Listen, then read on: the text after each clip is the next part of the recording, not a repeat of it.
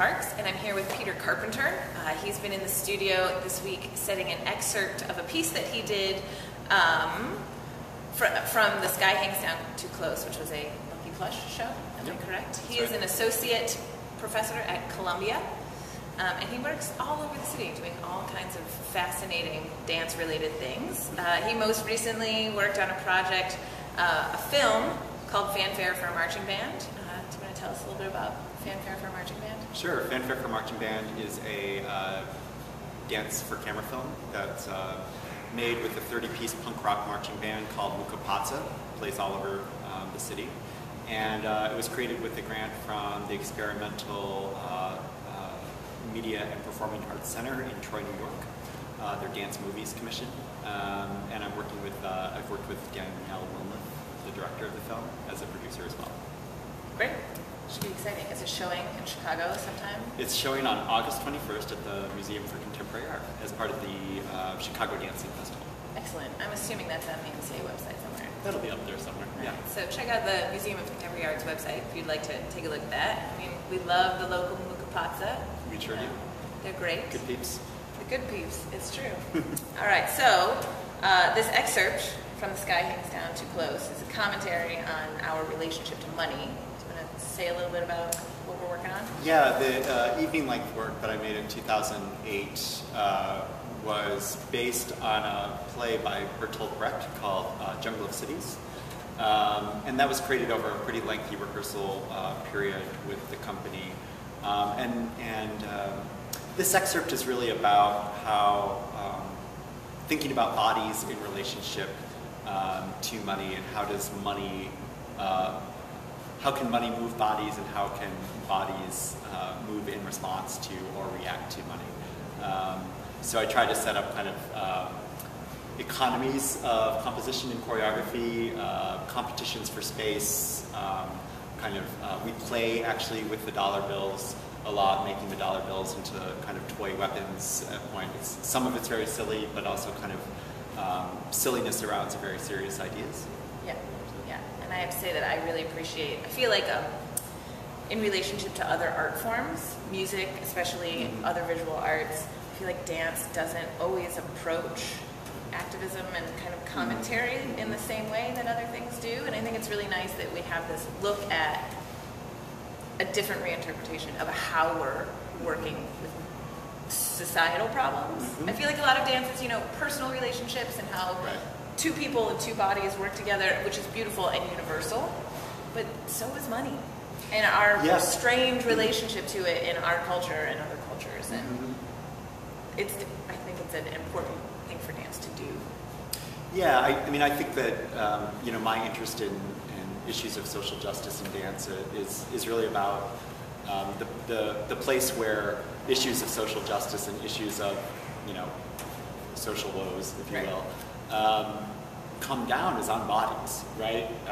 A body who can't afford to, eat healthfully or get adequate rest in between shifts on a job has a different look than the body that has access to a gym membership, a personal trainer, and a protein-rich diet, right? Yeah, yeah. And I'm just kind of interested in how can dance speak to those kinds of things, and how can a dancer's training and a choreographer's training speak to things besides line, besides form, and besides love. Right. I love love, but sometimes there's other things. There's other things. Yeah. Great. Yeah. Great. Yeah. Thank you. All right. So now we are at the point where we ask you our 9 questions that have come from fans and dancers and other people. Are you ready? Yep. First one. What's your hometown? Grant, Michigan. Population 700. Onion capital of the world. Onion capital. A great place to learn and grow. Onions or yourself? All of them? It's a great slogan, isn't it? It makes you ask questions. Those people in Grant, they were really thinking. They were. Yeah. They were. All right. So what neighborhood of Chicago do you currently live in? Rogers Park. The Ropa. Also Rogers Park. Ropa. Right here. You're welcome. Yes. So the next one. What's your favorite guilty pleasure song? I have quite a few. I have a lot of country western songs that I like. Old stuff or new stuff?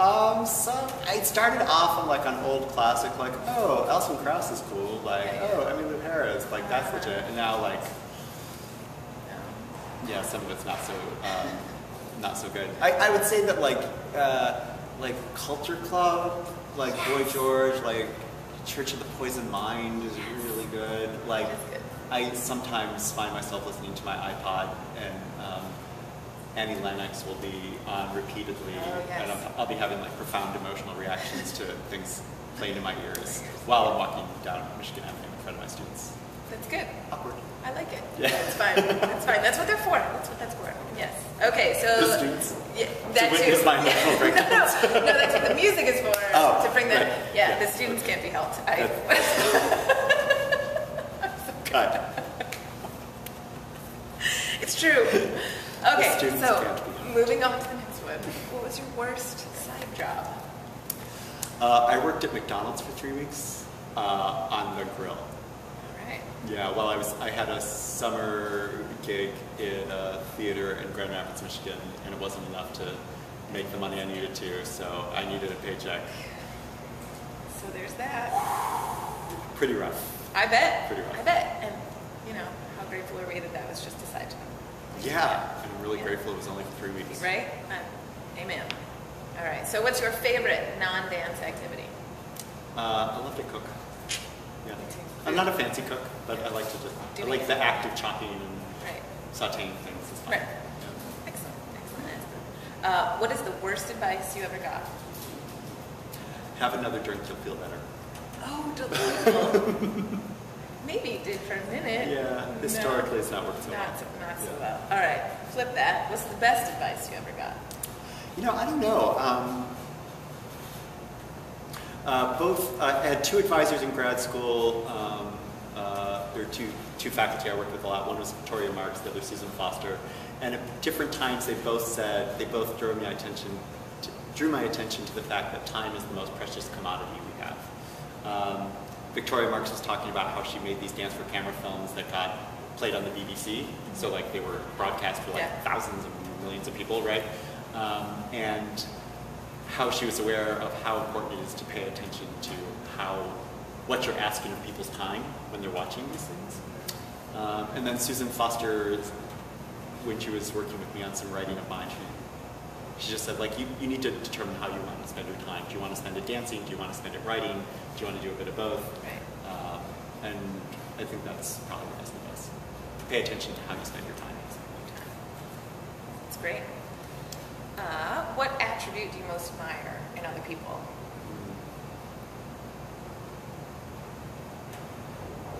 I think it's bravery.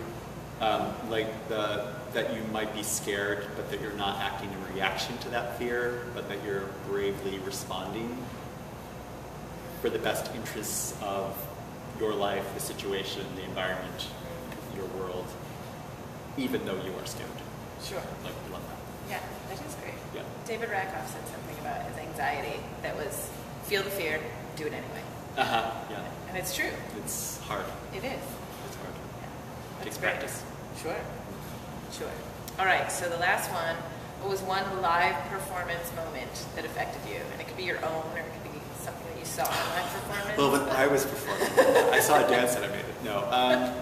I would say early work by David Rousseff, Urban Scenes, Creole Dreams, was a piece that came out in the early 90s that really changed my life in terms of a blending of storytelling and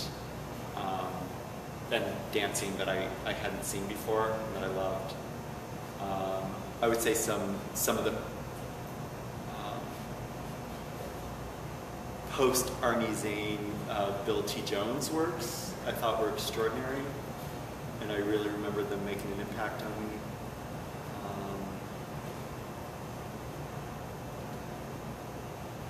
Yeah. Yes. Let's go with that. Good. Yeah. Great. Well, that's it. All right. Look. All right. So thank you so much, Peter Absolutely. Carpenter, and thank you for your lovely piece. Thanks. Thanks for Everybody having else, me. thanks for watching.